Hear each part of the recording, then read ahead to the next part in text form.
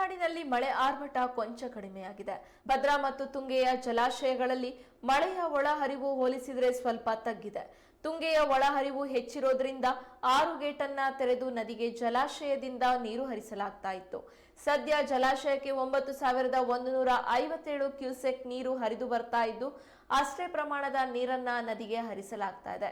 ಇನ್ನು ಭದ್ರಾ ಜಲಾಶಯದ ಒಳಹರಿವಿನಲ್ಲೂ ಇಳಿಕೆ ಕಂಡು ಬಂದಿದೆ. ಇಂದು 6367 ಕ್ಯೂಸೆಕ್ ನೀರು ಇದೆ. 186 ಅಡಿಯ ಎತ್ತರದ ಜಲಾಶಯದಲ್ಲಿ ಭದ್ರಾ ನೀರು 123.4 ಅಡಿ ಸಂಗ್ರಹವಾಗಿದೆ.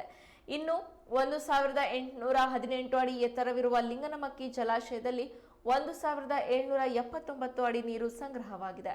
9184 ಕ್ಯೂಸೆಕ್ ಒಳಹರಿವು ಇದೆ. 2348 ಕ್ಯೂಸೆಕ್ ನೀರನ್ನ ಹೊರಬಿಡಲಾಗ್ತಾ ಇದೆ. ಅದೇನೇ ಇದ್ರೂ ಈ ಬಾರಿ ಮಲೆನಾಡಿನಲ್ಲಿ ಮಳೆಯ ಪ್ರಮಾಣ ಹೇಳಿಕೊಳ್ಳುವಂತೆ ಇಲ್ಲ. ಮುಂಬರುವ ದಿನಗಳಲ್ಲಾದ್ರೂ ಮಳೆರಾಯ ಅಬ್ಬರಿಸ್ತಾನ ಕಾದು ನೋಡಬೇಕು.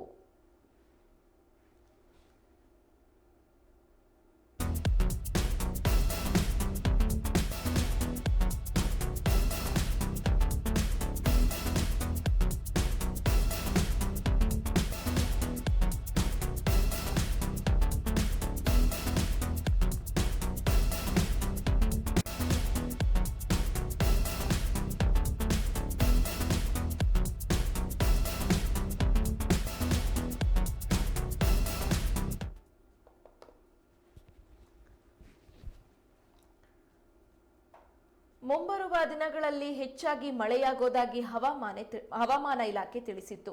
ಕೆಲವು ಜಿಲ್ಲೆಗಳಲ್ಲಿ ರೆಡ್ ಅಲರ್ಟ್ ಅನ್ನು ಕೂಡ ಘೋಷಿಸಿತ್ತು. ಆದರೆ ಹವಾಮಾನ ಇಲಾಖೆಯ ಮುನ್ಸೂಚನೆಯಂತೆ ಅಂದುಕೊಂಡಷ್ಟು ಮಳೆಯಾಗ್ತಾ ಇಲ್ಲ. ಮಲೆನಾಡಿನಲ್ಲಿ ಕೂಡ ಮಳೆಯ ಆರ್ಭಟ ಕೊಂಚ ಕಡಿಮೆಯಾಗಿದೆ.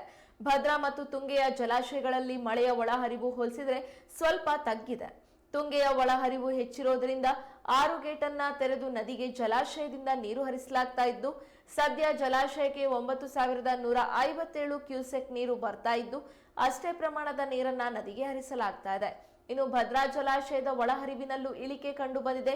ಇಂದು 6367 ಕ್ಯೂಸೆಕ್ ಒಳಹರಿವು ಇದೆ. 186 ಅಡಿಯ ಎತ್ತರದ ಜಲಾಶಯದಲ್ಲಿ ಭದ್ರಾ ನೀರು 123.4 ಅಡಿ ಸಂಗ್ರಹವಾಗಿದೆ. ಇನ್ನು 1818 ಅಡಿ ಎತ್ತರವಿರುವ ಲಿಂಗನಮಕ್ಕಿ ಜಲಾಶಯದಲ್ಲಿ 1749 ಅಡಿ ನೀರು ಸಂಗ್ರಹವಾಗಿದೆ.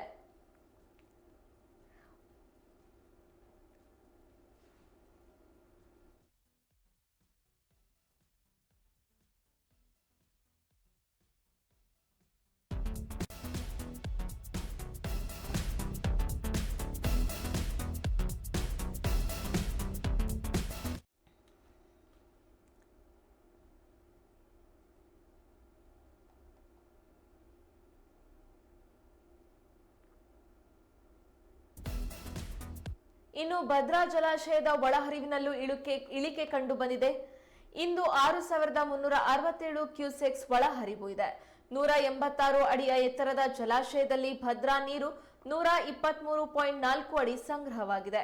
ಇನ್ನು 1818 ಅಡಿ ಎತ್ತರವಿರುವ ಲಿಂಗನಮಕ್ಕಿ ಜಲಾಶಯದಲ್ಲಿ 1749 ಅಡಿ ನೀರು ಸಂಗ್ರಹವಾಗಿದೆ. 9184 ಕ್ಯೂಸೆಕ್ಸ್ ಒಳಹರಿವು ಇದೆ. 2348 ಕ್ಯೂಸೆಕ್ ನೀರನ್ನ ಹೊರಬಿಡಲಾಗ್ತಾ ಇದೆ. ಅದೇನೇ ಇದ್ರೂ ಈ ಬಾರಿ ಮಲೆನಾಡಿನಲ್ಲಿ ಮಳೆಯ ಪ್ರಮಾಣ ಹೇಳಿಕೊಳ್ಳುವಂತೆ ಇಲ್ಲ. ಮುಂಬರುವ ದಿನಗಳಲ್ಲಾದ್ರೂ ಮಳೆರಾಯ ಅಬ್ಬರಿಸ್ತಾನ ಕಾದು ನೋಡಬೇಕು.